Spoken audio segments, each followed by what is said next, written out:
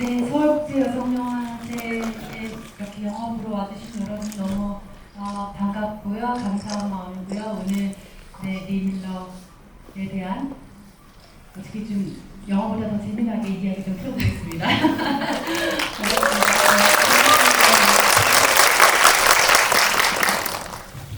그래서 처음 여러분과 이 영화를 보게 됐는데 리 밀러 카메라를 든 여자라는 이런 제목을 잡고 그만큼 리 밀러라는 여성의 그 삶에 있어서 카메라를 통해서 세상을 바라보는 어떤 그 시각이 중요하지 않았을까. 이 영화가 말하고자 하는가도 그런 지점을 발표하고 있어서 영화의 제목이 오히려 굉장히 이렇게 설명을 잘 해주고 있다는 생각이 들었습니다. 네, 서울국제 여성영화제에서 스타토크를 하자고 집행위원장이 저한테 먼저 제안을 줬어요. 이번에 새로 집행위원장이 된 분이 제 친구예요. 그 전에 어떤 인연이 있냐면 제가 박하사탕이라는 영화를 찍고 처음으로 언론 인터뷰 시네이십을 인터뷰를 하게 된 거예요. 시네이십의 인터뷰에 제가 배우로서 실린다는 건 뭔가 꿈을 이룬 듯한 느낌이었어요. 늘 그 잡지를 사서 지하철에서 끼고 다니면서 봤던 대학 시절에 그런 잡지의 인터뷰를 내가 하러 가다니 너무 부푼 가슴을 안고, 그때 뭐 스타일리스트도 없었고 화장할 줄도 몰랐어요. 샵에 가서 꾸미는 것도 좀 모르고 정말 매니저도 없고 혼자 어떡하지 이렇게 막 떨리는 마음에 주섬주섬 챙겨서 인터뷰를 하러 갔는데, 그때 저를 인터뷰하러 나온 기자가 지금의 서울국제 여성영화제 집행위원장 황일희 집행위원장이었고요. 그때를 이제 인연으로 뭐 지금까지 친구로 지내고 있는데, 저한테 이제 스타토크를 제안하면서 어떤 영화들을 관심 있어하는 영화들 몇 개를 보내줄 테니 영화를 골라라. 네. 그래서 이제 몇 가지 영화들을 줬는데 뭐 여러 좋은 영화들이 있었지만 개인적으로 그냥 리 밀러가 궁금했어요. 제가 영화를 다 보고 나서 이 영화에 대해서 말하는 게 좋겠을까 아니라 그냥 제목만 보고 그리고 케이트 윈슬렛의 얼굴 그리고 그녀가 제작했다 뭐 이런 요 정도 것만 보더라도 난 이 영화가 궁금해, 이 영화로 할래. 제가 이제 픽을 했고 오늘 이 자리까지 오게 됐습니다. 네. 이야기 듣다 보니까 이 리 밀러 토크가 지금 그냥 단순히 한 달, 두 달 이런 그 기간이 아니라 수년, 20년 전으로 거슬러 올라갔다는 게 인상적이네요. 네. 오래된 인연이 낳은 결과입니다. 그 인터뷰가 없었으면 지금 황혜림 집행위원장님이 또 요청을 해도 못 온다 할 수도 있었겠다라는 생각이 들어서 일단 황혜림 집행위원장은 얘기도 많이 들었어서 좀 영화가 좀 그녀의 화려한 삶을 좀 더 비출 수도 있지 않았을까라는 예상도 있었는데 저희 예상과는 완전히 다르게 그 전장을 누비는, 그리고 포토그래퍼로서 열심히 찍고자 했던, 커리어를 쌓고자 했던, 그리고 기록하고자 했던 그녀의 열망을 그렇게 묵직하게 따라가는 그런 영화였고, 마지막 오히려 보면서는 오히려 잔잔하게 보다가 마지막 끝나고 나서 좀 더 여운이 남는 그런 영화였어요. 아마 이제 어떤 한 시기를 되돌아보는 영화이긴 하지만 그 인생 전체가 좀 약간 복수된 것 같기도 하고 여파가 좀 남는다. 지금 이제 그 끝나고 나서 더 다가오는 게 어떤 삶이었을까, 얼마나 또 이렇게 그 자기의 그 의지를 관철시키기 위해서 노력했을까, 이런 여러 가지 생각들을 해보면 그 당시 시대상과 비추어 봤을 때 더 많은 그 우리의 어떤 이런 상상이 들어가게 된 영화가 아닐까 싶고요. 실제로 리 밀러는 자기가 그 촬영을 했던 그런 것들이 굉장히 이제 영화 처음에도 그런 대사가 나오는데 뭐 사진 이거 뭐 별거 아닌데 왜 이러냐라고 얘기를 하잖아요, 아들한테. 근데 그렇게 생각을 했대요. 그리고 어떻게 보면 그걸 계속 이제 자기한테 주입시키기도 한 것 같아요. 왜냐면 너무 고통스러운 기억이었기 때문에 굳이 끄집어내고 싶지 않았던 것도 있었고, 그래서 이 사진이라든가 그날 경력 이런 것들, 사진가로서 포토그래퍼로서 이런 것들은 본인이 이렇게 내세우기보다는 아들인 영화 속에서도 캐릭터로 나온 아들인 앤서니 페인 로즈가 이후에 그 작품을 거의 이제 그 다시 발굴하다시피 엄마의 작품을 가지고 오고 그래서 이제 그 전기로 쓰는 그 리 밀러의 삶이라는 전기로 썼고 그걸 통해서 전시까지 이어지고 이 리 밀러 포토그래퍼로서의 그런 생활을 어떤 이제 그 라이프를 이제 다른 이제 그 후대에도 좀 알려주게 한 거죠. 그 행복하지 않았던 것 같아요. 그래 보였나요? 네, 뭔가 네. 굉장히 그 삶 전체에 어떤 어렸을 때 이제 고통을 트라우마로 고백하는 장면도 있었는데 늘 어떤 말하지 못하는 어떤 트라우마도 있었고 그리고 그 엄청난 트라우마로 남을 만한 그런 것들을 돌아다니면서 사진을 찍었잖아요. 그래서 그 삶 전체에서도 가정에서도 그렇고 남편과의 관계나 아들과의 관계나 이런 걸 봐도 그렇고 그녀가 되게 행복하지 않았었겠구나. 많이 고통스러운 삶을 그냥 고통이 많이 이제 느껴지는 영화였고 엄마로서도 훌륭하지 않은 엄마였다는 걸 고백하면서 굉장히 아들한테 미안한 눈빛을 마지막에 보냈었고 그래서 좀 가슴이 끝나고 나서 많이 아프더라고요. 내가 되게 그냥 가십처럼 이 여자의 삶을 궁금했던 게 아닐까 그런 생각도 들었고 굉장히 아픔이 많았던 사람이구나 이런 느낌이 끝나고 나서 좀 들었습니다. 네, 그 고통의 어떤 그 바탕은 사실은 이제 그 당시 여성으로서 겪었던 고통이 굉장히 크게 자리 잡고 있다는 생각이 들었거든요. 어린 시절의 상처도 거기서부터 왔고 늘 어떤 걸 하려고 할 때마다 가로막히는 시선 같은 것도 있었는데 리 밀러는 약간 진취적인 키워드를 자기 안에 탑재하고 있는 건 사실이었던 것 같아요. 네, 진취적이기도 했고 또 그 영화에 나온 대사이기도 하지만 파티에 끝까지 나는 타입이라고 있잖아요. 약간 제가 그 대사가 되게 재밌더라고요. 네. 약간 제가 남편한테 가끔 하는 말이 제 약간 질리게 하나요? 이런 얘기를 물어볼 때가 좀 적당선에서 안 물러나는 편이에요.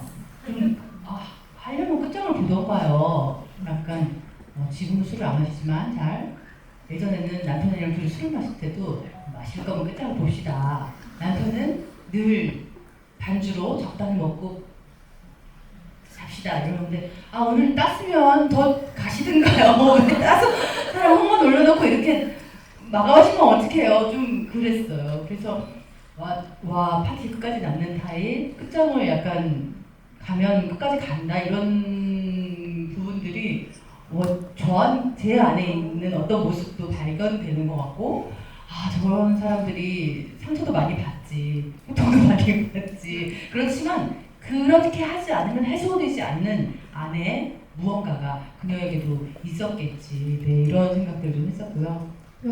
얘기 듣다 보니까 이제 문소리를 앞으로 이제 미소리라고 사실 저의 리는 엄마의 성에서 온 리거든요. 아버지가 문씨고 엄마가 이신데 오얏 리자를 쓰시니까 그 가운데 태어난 작은 아이라는 뜻으로 아버지가 문소리를 한 거예요. 그래서 제가 되게 영문을 쓸 때 SORI도 쓰고 뭐 여권에 SORY도 돼 있지만 사실은 저의 리는 LEE이긴 해요. 엄마의 성에서. 그리고 이제 그 받침을 이렇게 의도적으로 배제한 이름을 지어서 이 풍상 소가수다 같은 글로벌한 작품이 나왔을 때 외국인들이 발음하기 쉽게 기대를 못하는 그 공항 같은 데서 비행기를 빨리 못 타면 외국 공항에서도 방송하잖아요. 뭐 승객 명단 이름 부르면서 빨리 타라고. 그럴 때 한국 사람들 이름 외국 승무원들이 이렇게 부르면 잘 발음을 이상하게 해서 나를 부르는지 모르잖아요. 장준환 이런 절대로 못 알아듣거든요. 이창성도 못 알아들어요. 장롱 이렇게 해요. 근데 문소리는 정확하게 알아들을 수 있어요. 나 불렀나 봐 이러고 바로 갈 수 있는 이름이긴 합니다.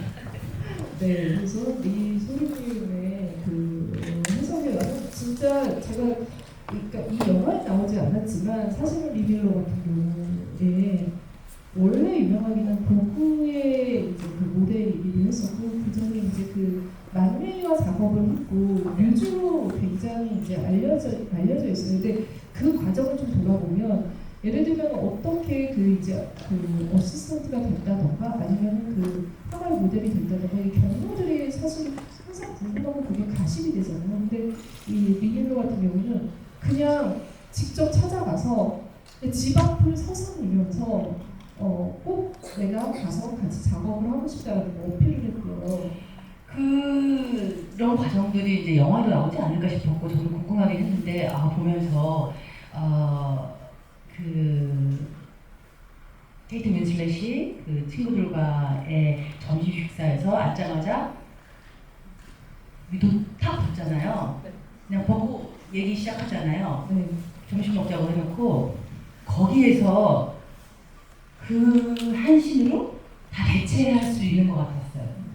내가 그동안 어떻게 살았고 내가 당신들 나의 그런 거 저런 거 궁금한 거 만나의 관계도 그렇고 어쩌고 저쩌고 다 궁금한 거 알겠는데 봐 그럼 이렇게 살았고 이렇게 다 시작할 거야 이런 느낌이었어요. 그래서 그 상반신 탈의를 쫙 하고 얘기하고 거기서 이제 남편이 되는 근데 그 사람을 이제 만나게 되는데 그래서 와 케이트 윈슬렛의 저 과감함 대범함 물론 나중에 보니 원래 있던 사진을 사진화한 거더라고요. 그 사진이 있더라고요. 근데 와 저 사진을 이야기로 가져와서 저기부터 시작하다니 이 대범함이 굉장히 인상적이었어요. 나 그러면 할 수 있었을까? 물론 뭐 그 상황이 지나야겠죠. 그 상황 아니면 그 연기. 네, 정말 되게 존경스러운 면이다라고 생각했어요. 어쨌든 케이트 윈슬렛이 이제 나이가 들면서 제작자로 이렇게 많이 활발히 활동을 하고 있잖아요. 물론 배우로서도 활동을 하고 있지만 그래서 최근에 그 다른 배우들에서 아니요 최근에 형사로 나온 그 드라마 시리즈 뭐죠? 네 맞아요. 네 무슨 타운 메이어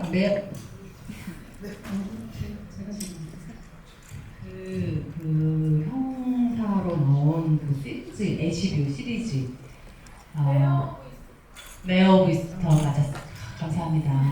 저희가 열심히 준비해가지고 그 영화도 굉장히 인상적이었고 또 밀레드 피어스 그 시리즈도 굉장히 인상적이고 그런 연기도 보여주지만 그 제작자로서의 행보도 굉장히 멋있다고 생각했거든요. 심지어 이 영화는 제작을 하는데 그 투자가 잘 안 돼가지고 2주차 스태프 임금을 사비를 털어서 우선 맞고 그렇다는 기사도 봤었어요. 그래서 그리고 다음 넷플릭스 시리즈는 넷플릭스 영화인 것 같은 연출작도 예정되어 있고 뭐 아들이 시나리오도 썼고 벌써 저랑 나이 차이가 한 살 차이가 별로 안 나거든요. 일찍 아들을 낳나 봐요.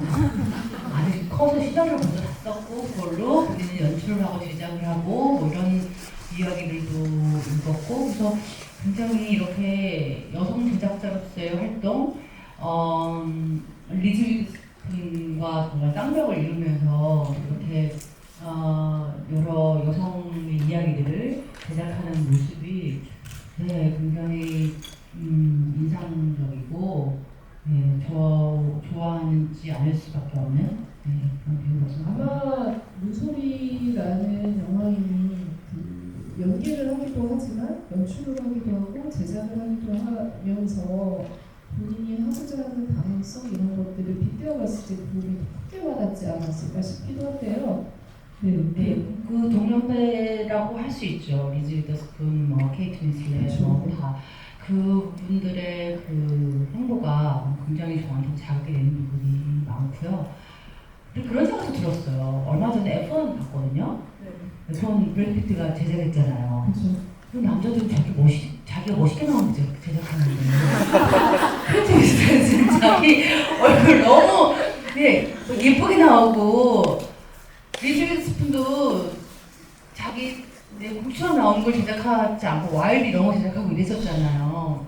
이게 굉장히 좀 다른 좀 약간 그런 그러니까 여성과 남성의 차이일 수도 있는데 그러니까 항상 브래드 피트는 본인이 제작하는 작품에서 예쁘고 멋있게 나오고 그러니까 남자들은 월드워즈에서도 뭐 네. 더 재밌고 더 성공지향적으로 영화를 만드는 것 같은데 여성 제작자들은 자기들이 한테 주어지지 않았던 것들, 지금 없던 이야기들 그런 자기들이 예쁘고 그렇게 소비되는 캐릭터는 많이 제한을 받았을 거잖아요. 그런 데서 느꼈던 갈증을 해소하고자 하는 그리고 다른 연기를 하고 싶고 다른 이야기 여성이 없었던 여성의 이야기를 하고 싶고 이런 것들을 제작하는 경향이 좀 있지 않나 이런 생각이 들어요. 그게 포인트인 것 같아요. 사실 미국에서는 한국에서는 사실 흥행이 안 됐습니다. 그런데 미국에서 공전의 히트를 기록한 바비 같은 작품도 마고 로비가 제작을 할 때 남성들이 말해주지 않은 여성의 어떤 이야기를 하고 싶은데 도저히 그 판이 깔아지지 않으니 그렇다면 내가 직접 나서겠다라는 마음으로 시작을 했었고 그 부분이 정말 그동안 이야기되지 않았던 부분을 속시원하게 긁어주는 게 있었겠죠. 그래서 좀 히트를 기록하지 않았을까, 올림이 있었지 않았을까 싶은데 케이트 윈슬렛도 그 부분에서 출발해서 이 작품이 나온 것 같고요. 말씀하신 것처럼 정말 무시하는 어떤 시선이 더 많았다고 해요. 이 작품 워낙 이제 소규모의 독립 영화 방식으로 제작이 되기도 했고 그리고 이 부분에 대해서 그냥 다른 영화 하나 찍어주면 이 정도 영화 하나 그냥 좀 제작해줄게 약간 이런 식으로 비하의 시선도 있었고 겨우 이제 만들려고 했을 때도 투자가 제대로 이루어지지 않아서 굉장히 어려울 때 또 이제 또 케이트 윈슬렛이 재력이 좀 있으니까 본인의 돈을 먼저 얹어주는 그런 또 이제 그 상황도 있었다고. 그리고 실존 인물의 이야기를 이렇게 영화한다는 게 쉽지 않았을 거예요 아마. 네. 사람의 삶은 굉장히 어떻게 보면 너무 복잡해서 그걸 정말 통째로 보여줄 수는 없고 어떠한 부분 아니면 이제 이 영화가 어떤 방향으로 갈 것인가 포커스를 해서 이제 이야기를 구성을 해야 될 텐데 이제 아들과 엄마의 대화 그것을 놓고 그리고 과거를 회상해가는 방식으로 그리고 주로 이제 공군 전쟁에서 기록하던 그 시절을 많은 부분을 놓고 이제 제작 영화가 됐는데 이런 식으로 이제 구성하고 실존 인물의 이 부분을 담을 거다라고 이제 결정하고 이야기를 구성하는 것도 굉장히 어려운 작업이었을 거라는 생각이 들고 기어이 완성해낸 데 굉장히 존경심이 드는 그런 작품이었어요. 네. 감독이 사실 이제 여성 감독이라는 것도 케이트 윈슬렛이 이 작품에 참여를 하면서 같이 의투합하는데 굉장히 중요한 어떤 지점이지 않았을까 싶은데요. 엘렌 프라스 감독은 감독으로서는 우리한테 좀 익숙하지 않을 수 있지만 촬영 감독으로서 굉장히 입지전적인 인물이에요.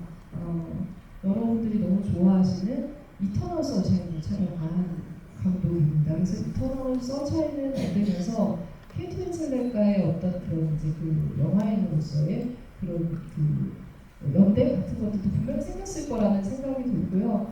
그 부분에 있어서 본인이 여성으로서 겪어왔던 촬영 감독이라는 분야가 사실 할리우드에 좀 있긴 하지만 굉장히 여성이 진입하기 힘든 영역이면 지금도 마찬가지 현실이거든요. 엘렌 프라스 감독이 ASC, 그러니까 미국 아메리칸 그러니까 소사이어티 오브 시네마토그래피의 약자죠. 정정원 촬영 감독이 소속이 되어 있는데 거기에 5번째 촬영, 여성 촬영 감독이에요. 근데 첫 번째 촬영 감독이 거기 들어가려고 했을 때 조합원 중 한 명이 이런 말을 했대요.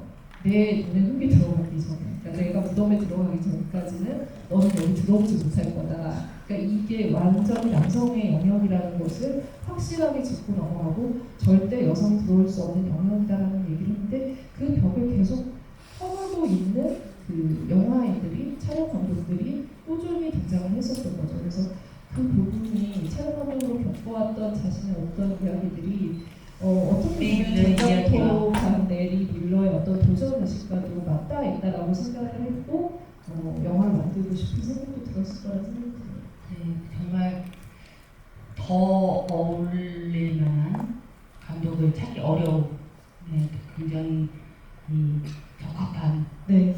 조합이 아니었나 생각합니다. 감독의 서사가 어떻게 보면 이 등장 주인공의 인물의 그런 서사도 맞닿아 있다는 생각이 들어서 이것들이 하나로 연결되어서 이 영화가 지금 2025년에 여성 영화제의 콘텐츠가 만나고 있는 게 아닐까 이런 좀 약간 본명이 되는 것 같아요. 사실 그런데 이렇게까지 진취적으로 어떤 부분에 있어서 저는 사실 그 히틀러의 욕조에 들어가서 사진 찍은 게 네. 이게 보통 제가 이 말도 많아요. 관종. 관종이 계속 있었나? 그러니까 그냥 단순히 기록하는 사람으로서의 어떤 그러니까 사진 작가에는 굉장히 여러 이제 스타일들이 있잖아요. 자기 스타일을 보여주는 데 있어서 그러니까 로버트 카파 같은 경우에는 정말 그냥 그 전투 장면으로 들어가서 그 바다에서 사진을 찍고 그걸 기록하는데 중심을 뒀다면 조금 결이 다르다라고 생각을 했어요. 그 영화에서도 그걸 찍으면서 웃잖아요. 네. 굉장히 어떻게 보면 장난스럽게 좀 너희들을 장난스럽게. 조롱한다 약간 이런 네. 그래서 시작되면서 이게 그 유명한 그 사진인가? 그 글씨구나 싶은데 너무 가볍게 웃기도 하고 그런데 또 나오니까 그 같은 동료였던 그 사람이 또 막 울잖아요. 그 사람을 위로해주고 근데 거기서의 그 리 밀러의 감정 이런 것들이 굉장히 사실 복잡한 거였구나 이런 간단하지 않은 거였구나 그리고 재밌는 사람이구나 저 사람 그 범상치 않은 사람이었구나 이런 그런 생각을 많이 하게 하는 씬이었어요. 스타로서의 기질이 분명히 있고 그 스타일이 분명히 이 작품 안에 드러나 있다는 생각이 들고요. 근데 좀 약간 의아하게 생각하실 부분은 보그를 중심으로 활동을 하는데 우리가 지금 생각하는 보그는 패션지의 기능에 굉장히 충실하잖아요. 그런데 왜 이렇게 그러니까 전장터의 사진을 이렇게 뭔가 약간 보도 사진 같은 것들을 실을까라는 생각을 하는데 그 당시에 40년대의 보고는 조금 기능이 달랐어요. 그러니까 여성의 어떤 여성이 사회에 참여를 하거나 아니면 여성이 어떤 이제 그 가정을 봉사할 때 절약을 하거나 이런 모든 여성의 라이프 스타일을 다루는 잡지였고 여성들이 그 잡지를 통해서 그런 소식을 전달받았기 때문에 사실은 다른 언론에서 가려져 있고 보도되지 않았던 것들, 보지 못했던 것들을 여성들이 볼 수 있는 창구이기도 했죠. 그래서 이 밀러가 보여주는 그런 사진들 왜 이렇게 여기에 이 사진을 실기 위해서 이 사람이 노력했는지도 그 파장을 생각하고 그걸 보여줄 수 있는 창구가 그것밖에 없던 시절이기도 했기 때문에 그 복을 냈다라는 생각이 듭니다. 사실 또 그런 것도 있잖아요. 그러니까 여성으로서 전장터에 갔다라는 게 남성의 어떤 시각으로 그곳에 갔을 때하고 좀 다른 느낌이 있기도 하고 방법도 조금 달랐을 것 같다. 근데 처음에도 그냥 그 전쟁터에 배치되지 못하고 그냥 거기에 머무르게 되면서 그 아픈 사람들, 수술하는 사람들 거기서부터 이제 찍게 되고 그리고 그 밑에 숨어서 지내던 그 여성들, 아이들 그런 아이들을 보게 되고 여성이었기 때문에 전쟁터의 모습을 사진으로 남긴 여러 사람들이 있지만 리 밀러만이 찍을 수 있었던 네, 여성이기 때문에 찍을 수 있었던 그런 작업들이 있지 영화에서도 확인할 수가 있는 것 같아요. 분명히 네, 그게 굉장히 포인트인 것 같다는 생각이 드는데요. 리 밀러가 자기의 사진 작업에 대해서 이런 얘기를 했어요. 본인이 생각하기에 여성들은 남성보다 사진에서 성공할 가능성이 더 크다. 그 이유가 뭐냐면 여성은 더 빠르고 더 잘 적응한다. 그리고 남성보다 성격을 더 빨리 파악하게 해주는 직관을 가지고 있다는 얘기를 했는데요. 이 방법론에 있어서 지금 소리 배우님이 말씀하신 것처럼 정말 누군가와 소통을 하는 데 있어서도 그리고 더 빨리 다가가는 데 있어서 강점을 가진 건 사실이에요. 그런 것들이 우리가 꼭 사진 작업을 할 때뿐만이 아니라 다른 여러분들이 일을 하실 때도 느끼는 지점들이 있을 텐데 근데 거기까지 진입하는 데 있어서 굉장히 여러 겹의 차별이 존재한다는 거죠. 예를 들면 여성만 갈 수 있는 안전한 공간만 여성들은 가야 돼요. 여성은 보호받아야 되는 존재라는 것. 그 시선이 하나가 있고 그리고 여성은 절대 남성처럼 이런 것들을 수행할 수 없다라는 어떤 그 부정적인 시선이 있죠. 근데 그런 것들을 굉장히 그 영화에서는 좀 약간 재치 있게 막 옷을 네 몰래 변장하고 그런 거죠. 네, 변장을 하고. 네. 네. 어쨌든 처음 말씀드린 것처럼 진취적으로 어떤 것을 완수하려는 어떤 그 능력이 굉장히 강한. 그 씬도 재밌었어요. 감자를 깎고 있었나 술 마시면서 감자를 깎고 있다가 우편물이 와서 확인을 해보니까 자기 사진이 실리지 않아서 그 옷차림 그대로 외투만 걸치고 가서 막 자기 사진을 막 다 찢어버리고 잘라버리고 이러잖아요. 그 감자를 깎을 때부터 뭐가 좀 화가 나 있는 그런 느낌이 있었거든요. 네, 그리고 화가 났다기보다 네, 그러면서 이제 계단에 앉아서 자신의 어린 시절의 트라우마까지 고백하는 씬으로 이어지게 되는데 그 일련의 그 시퀀스들이 굉장히 인상적이었어요. 이거는 그냥 화내고 싸우는 게 아니라 그냥 고통받고 있구나. 여성으로서 굉장히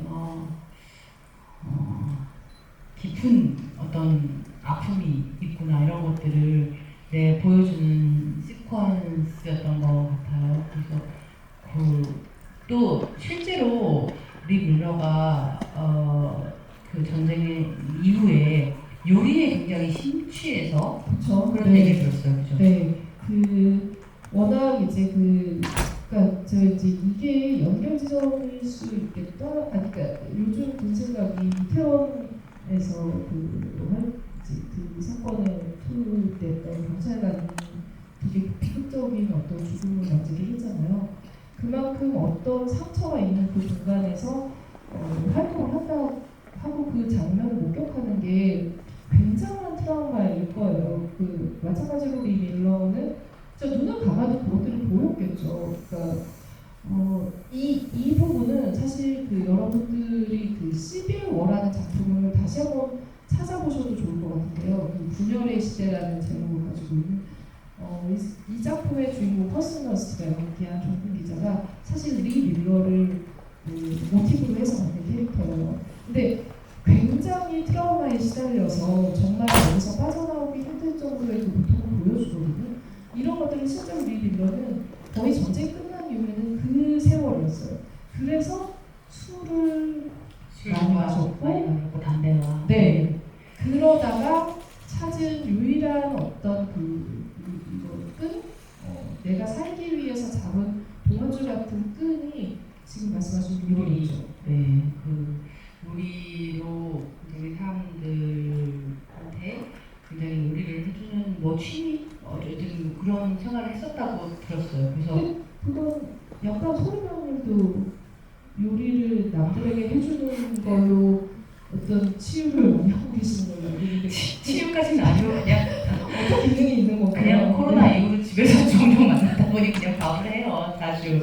그리고 내가 먹는 밥은 웬만하면 내 손으로 해서 먹자. 저도 주의긴 한데. 그래서 이제 뭔가 그런 리 밀러의 이후의 삶에는 그렇게 요리하는 시퀀스도 나올래나 싶었거든요. 전혀 나오지 않았고, 유일하게 이제 감자 깎는, 감자를 열심히 깎고 있다가 뛰쳐나가는 그 장면으로 연결됐었는데, 어쨌든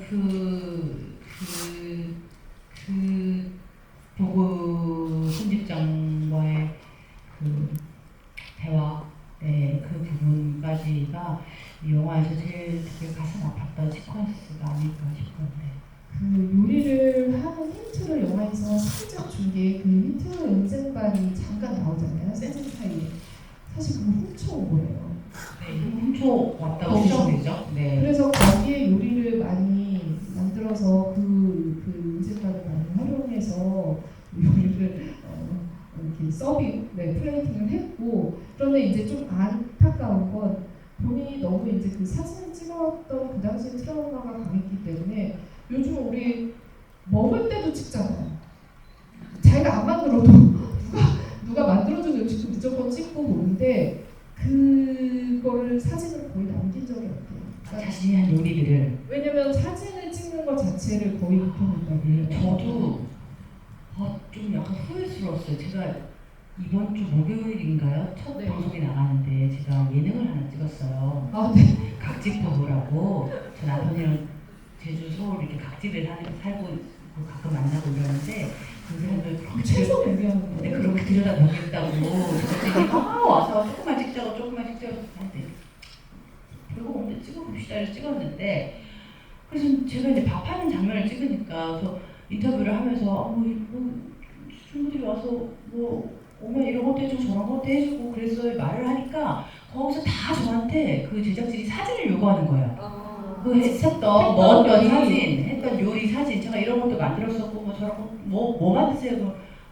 이것도 만들고 저것도 만들어요. 이런 다 사진을 요구하는데 제가 해먹고 사진을 안 찍는 타입이었던 거예요. 그러니까 그 증거가 별로 없어요. 근데 어떤 제 친구 중에 한 명이 그렇게 찍어대는 애가 있거든요. 그만 좀 찍어. 우선 식어 먹어. 이러고 뭘 또 찍어. 그랬는데 그 친구 사진을 많이 찍으시고 고맙더라고요. 진짜 증거가 그 친구가 아니었으면 없을 뻔했어요. 그래서 그런 예능에서 사진이 많이 필요하고, 또 제가 오늘 여러 얘기를 하네요. 제가 얼마 전에 인스타그램을 시작을 했어요. 여러분 피그덕 문이라고 지금 여기 계신 분만 팔로우 방하셔도 많이 되겠네요. 진짜 초보 인스타그램 시작한 진짜 초보고요.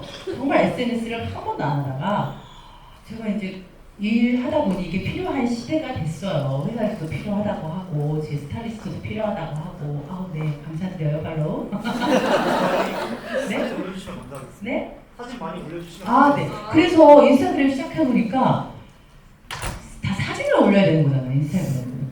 그러니까 제가 뭘 하든 사진을 찍어놔야겠더라고요.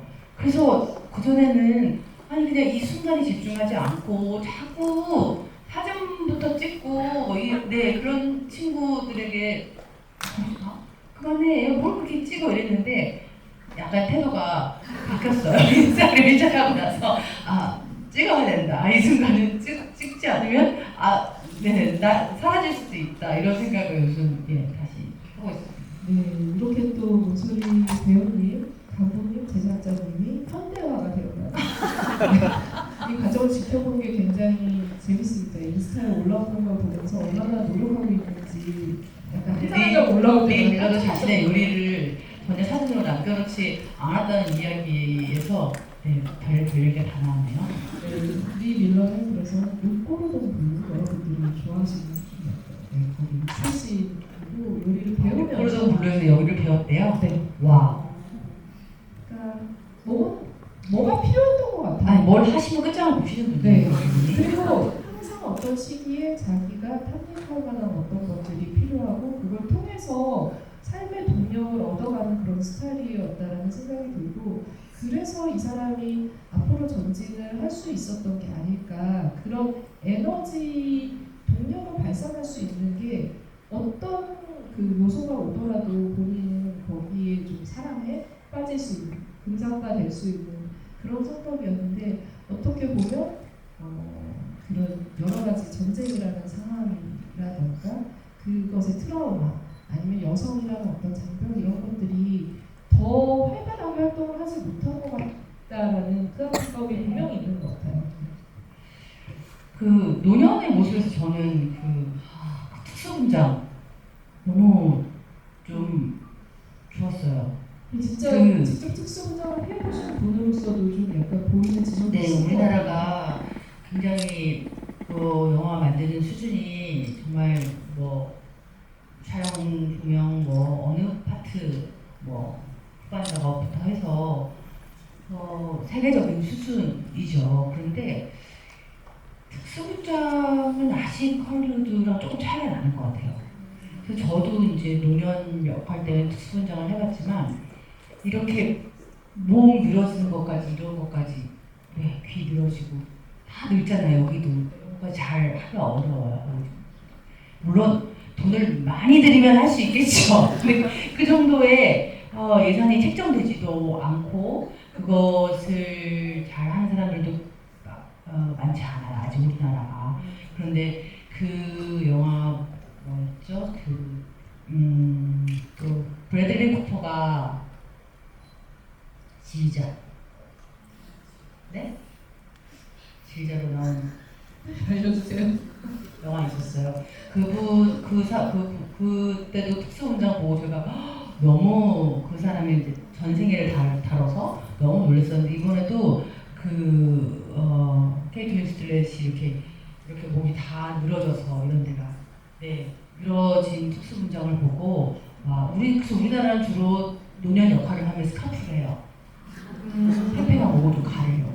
네. 스카프를 많이 하고. 분장을 거의 안 해도 돼요. 이런 것들을 하기가 이제 너무 어려워서 그런 특수분장도 굉장히 인상적이어서 사실 포스터를 보고는 케이트 윈슬렛이 반박이 안 하고 있는 힘들 정도. 근데 저도 처음에 맞나 싶었어요. 그 정도로 어떤 자기의 과감하게 자기를 좀 보여준 데 있어서는 케이트 윈슬렛의 연기를 매번 작품에서 보면서 좀 놀랐는데 이번 작품 그러니까요. 그 브래드 피트는 거상한 것 같던데. 그죠? 자연스럽게 잘하신 것 같아요. 여기 이런 주름 좀 남겨두고 이것은 잘 펴셔가지고. 근데 뭔가 이 말할 때 이쪽을 많이 땡겨서 그런지 말할 때 엄청 불편해 보인 것도 있었어요. 제가 그거 보고 며칠 뒤에 지금 저 케이트 윈슬렛의 얼굴을 보니까 이 데뷔가 굉장히 저한테 크게 다가오면서 나는 나이 들면 고상을 할 것인가 안 할 것인가 과연 두둥 60대에 어떤 선택을 하게 될 것인가 저도 저 자신이 궁금해지고 정말 굉장히 뭐라 그럴까요? 아이러니함이 많이 느껴지는 그런 케이트 윈슬렛의 얼굴이었어요. 여러 가지 이 배우님이 요리부터 시작을 해서 이 안녕 거상 어떻게 대처해야 될지까지 다양한 생각을 하게 해주는 여러분도 곧 옵니다. 어떻게 해야 될지 고민하는 그 시기가 올 텐데 많은 것들을 좀 약간 돈 떨어진 이야기가 아니라 우리가 지금도 연결해서 이야기해볼 수 있는 것들을 분명히 던지고 있는 작품이고 던지고 있는 삶이라는 생각이 들었습니다. 맨 마지막에 크레딧 올라갈 때 실제 그 사진들이 굉장히 영화의 모든 장면들과 연결되면서 묵직하게 다가오더라고요. 저 옛날 사진의 힘? 이런 거 이렇게 진짜 엄청나구나 이런 생각을 했는데 곁들여 말씀드리자면 제가 얼마 전에 창동에 있는 서울시립사진미술관 거기를 갔다 왔거든요. 거기가 개관한 지 얼마 안 됐대요. 사진만을 전문으로 전시하는 미술관인데 시립미술관이고 무료예요.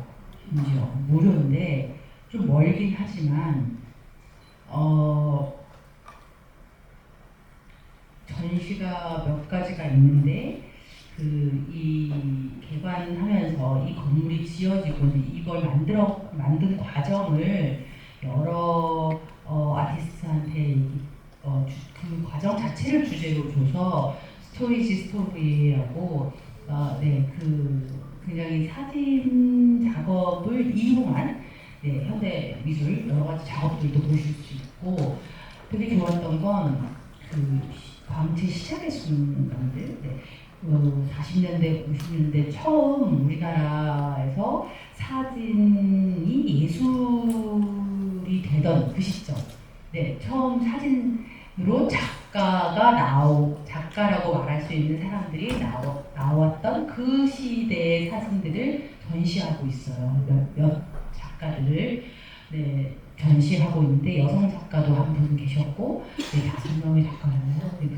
그래서 굉장히 옛날 사진들을 그 옛날 방식으로 인화한 거 네, 사진들을 볼 수 있어요. 물론 디지털 프린트에서 크게 나온 것도 있지만 근데 그 옛날 사진들이 너무너무 아름다운 사진들이 많더라고요. 그래서 와 굉장히 그리고 이제 작가별로 그 자기들이 추구하던 어떤 미학의 세계도 다르고 또 주제도 다르고 해서 정말 볼만 있어요. 그래서 여러분들도 혹시 시간이 나시면 창동에 네, 좀 더운 날 네, 안에 시원하더라고요.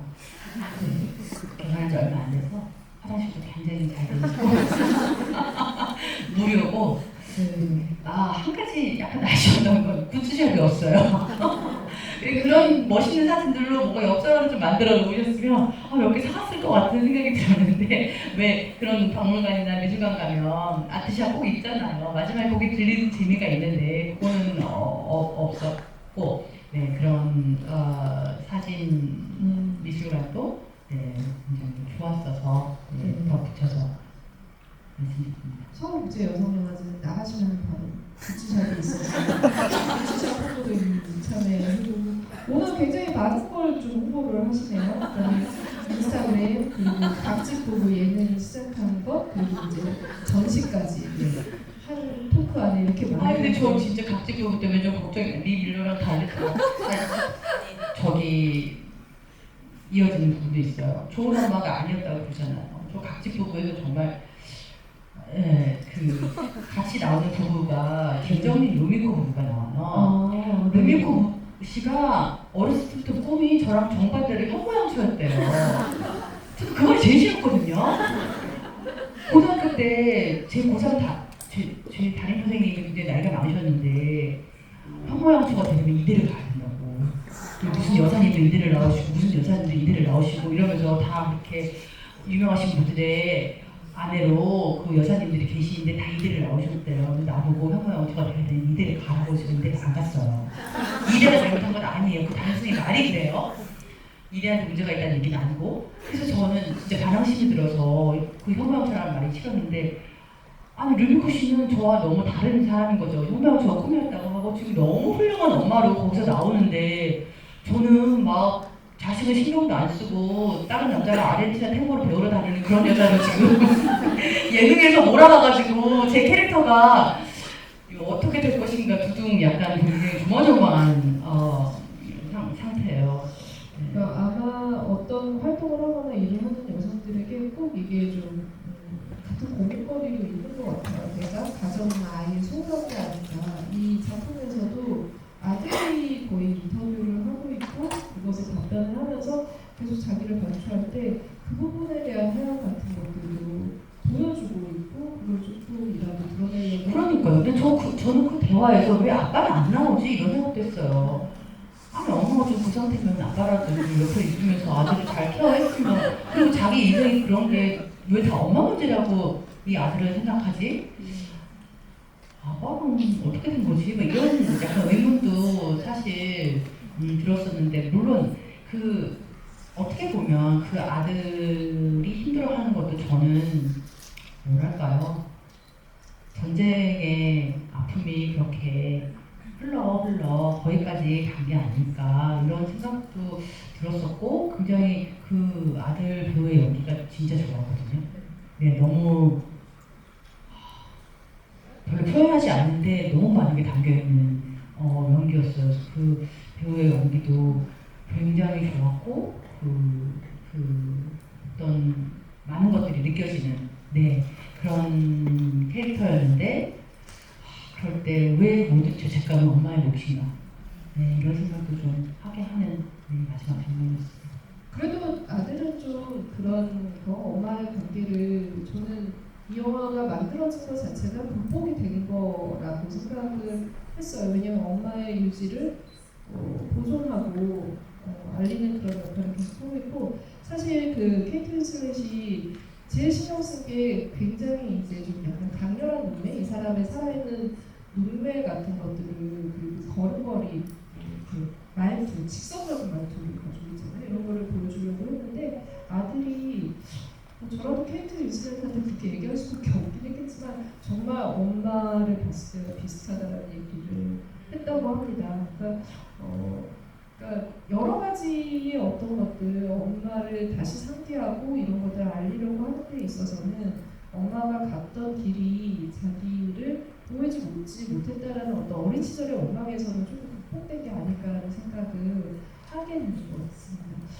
저희가 시간이 별로 이제 얼마 남지 않은데 그래도 관객분들에게도 마이크를 좀 드리고 영화 어떻게 보셨는지 궁금증 있으신지 풀어보면 좋을 것 같은데요. 네, 손 드시면 두 번째 줄 관객도 마이크 드리겠습니다. 네, 안녕하세요. 동탄에서 온 네, 영화를 사랑하는 직장인입니다. 저도 한 아이 엄마인데요. 오늘 혼자 영화 보러 왔거든요. 와, 축하드립니다. 네, 잘구리. 네. 근데 이 영화의 제목도 그렇지만 아까 말씀에 계속 해주셨던 것처럼 대담함, 그리고 또 정면승부했던 생의 한가운데에서 그 생생한 기록을 남기고자 했던 것이 굉장히 인상적이었고, 그 지점을 같이 저희가 연대했던 교감을 느꼈던 것 같거든요. 그리고 또 우리 문소리 배우님 오셨으니까 문소리 배우님께 요즘 정면승부하고 있는 게 있다면 와, 진짜. 예, 여쭙고 싶습니다. 네. 네, 진짜 매일 아침 눈 뜨면 네. 와, 이번 좀 스토리를 올려야 되나? 릴스를 올려. 릴스는 또 뭘 동영상을 뭘 저는 정말 그 옛날에 사이월드도 안 해봤어요. 인생에 모든 그런 소셜 네트워크 이런 거 없었거든요. 그런데 처음으로 해서 늘 제 사진을 보면서 이거가 이렇게 올려도 되는 건가 뭐 결정을 못 하겠어요. 그래서 늘 물어보고 정말 진짜 요즘 일주일에 몇 번씩 진짜 인스타그램과 정면승부 인스타와 정면승부. 네. 하고 있고요. 그리고 정면승부라기보다 그냥 요즘 저는 그냥 늘 마주하는 것 중에 하나는 새벽 요가를 다니는데 늘 아침에 일어나면 조금 더 잘까? 좀 피곤한가? 일어나야 되나? 가야 되나? 이 마음과 늘 마주하게 되죠. 거기서 오늘도 지지 않을까? 나에게 지지 않을까? 이렇게 이제 새벽 요가를 가고 1시간 요가를 하고 사바사나 성장 자세에서 하루를 이제 기도할 때 와 이미 무언가의 정명승부에서 다 승리한 기분 그런 걸 느낄 수 있고 그 기분 때문에 그래도 자주 가려고 노력하고 있는 것 같습니다. 네, 감사합니다. 네. 그러니까 거대한 목표와 정면승부하는 우리가 생각하기에는 배우니까 막 엄청난 영화계의 어떤 현안에 대해서 정면승부하고 있을 것 같다는 생각이 들지만 오히려 굉장히 눈앞에 있는 모든 것들을 하나하나 그 순간에 해내는 거에 목표를 두고 실제로 그 목표를 다 완수를 하는 사람이더라고요. 그래서 그런 것들이 문소리라는 사람을 종합해서 만들어 나가는 게 아닐까? 아니 나랑 싸우는 게 제일 어려워요. 그렇지 않아요? 매일매일 제일 유혹적인 건 나예요. 남들이 날 유혹하지 않아요. 내 마음이 나를 유혹하고 있고 하루하루 나랑 싸우는 게 제일 어려운 숙제인 것 같고 그렇다고 나를 싫어할 수도 없고 나를 사랑하는데 그 존재와 늘 그렇게 씨름하면서 살아가는 게 아닌가 싶습니다. 질문 하나 더 받아볼게요. 네, 질문 있으시면 손 들어주세요.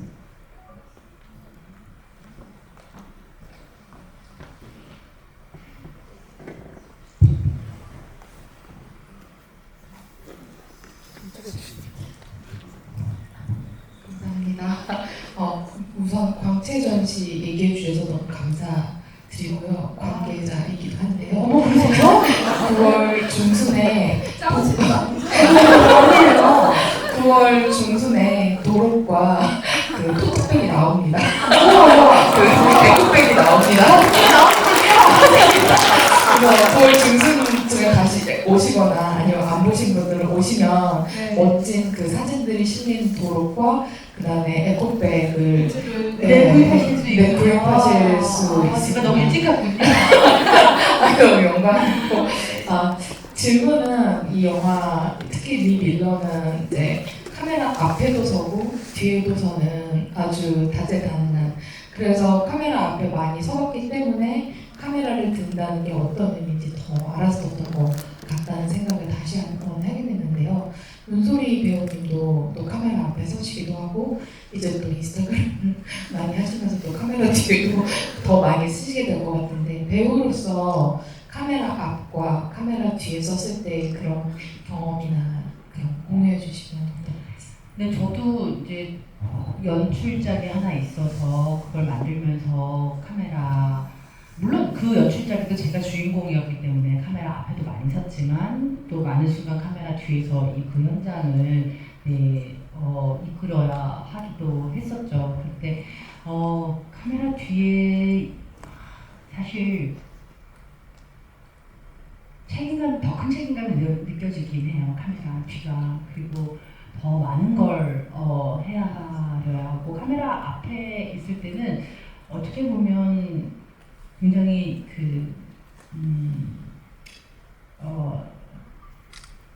나 하나만 잘 컨트롤하고 플로우를 타면 되는데 이 카메라 뒤에서는 이 전체 플로우를 내가 뭔가 끌고 가야 된다. 네, 이런 것들이 훨씬 더 책임감이 느껴지기도 하고 그리고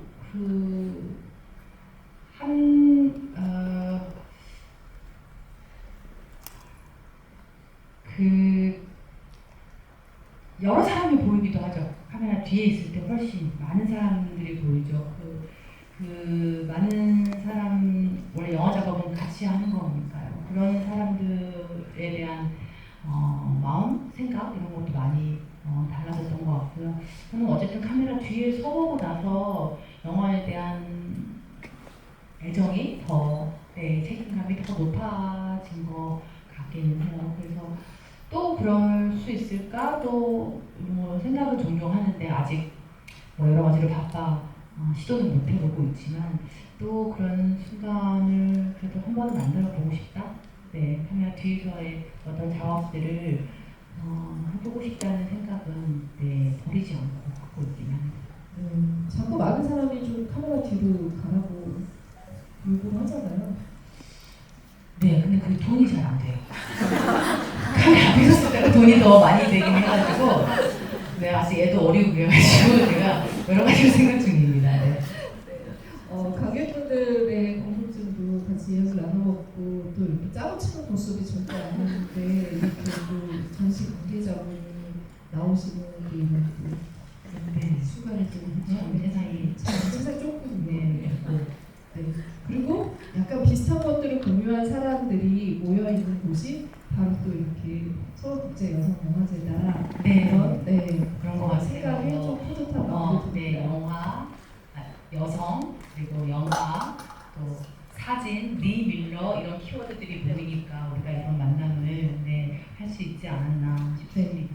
영화의 이 주인공이 리 밀러이긴 하지만 그 영화에 보면 굉장히 많은 이제 그 도움을 주는 조력자들이 있는데 거기에 여성 캐릭터들도 하나하나 좀 소중하다는 생각이 드는데 저는 좀 약간 꽂혔던 단어가 오드리가 말했던 그 속옷 사진인데 여성만이 찍을 수 있는 사진이 이런 말을 하잖아요. 결국은 이 세상을 바라보는 시선을 누가 획득하느냐가 굉장히 중요한 문제라고 생각을 해요. 그런데 늘 여성은 시선에서 배제되는 되어온 역사가 있었죠. 그런데 우리가 생각했던 정말 과거라고 생각하는 1940년대에도 시선을 획득하기 위해서 노력했던 여성이 있었다라는 걸 알려주는 영화가 바로 리밀러 카메라를 든 여자라는 생각이 들고요.